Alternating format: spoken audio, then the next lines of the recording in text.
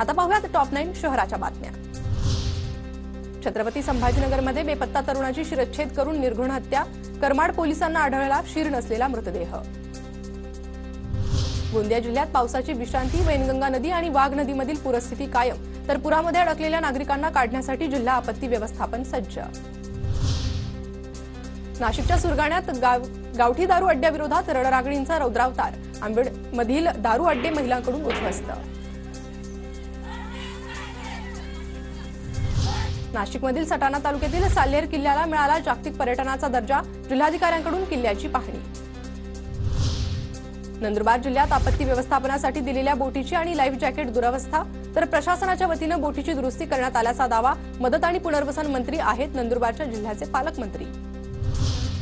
परळीतील नुकसानग्रस्त शेतकऱ्यांचे पंचनामे न झाल्याने शेतकरी मदतीपासून वंचित, मुसळधार पावसामुळे खरीप पिकांचं मोठं नुकसान। धुळे शहरातील एकतानगर येथे झालेल्या घरफोडीच्या घटनेतील 3 आरोपींना अटक, आरोपींकडून चोरीचा मुद्देमाल आणि एक देशी बनावट पिस्टल जप्त।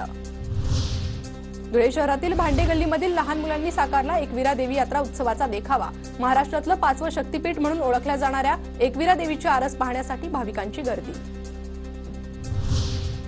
जळगावच्या अमळनेर तालुक्यातील बोरी नदीवर बांधण्यात आलेल्या बंधाऱ्याला मोठं भगदाड, बंधाऱ्याला भगदाड पडल्यानं मोठ्या प्रमाणावर पाण्याची नासाडी, अवघ्या 4 ते 5 महिन्यात भगदाड पडल्यानं निकृष्ट काम झाल्याचा आरोप।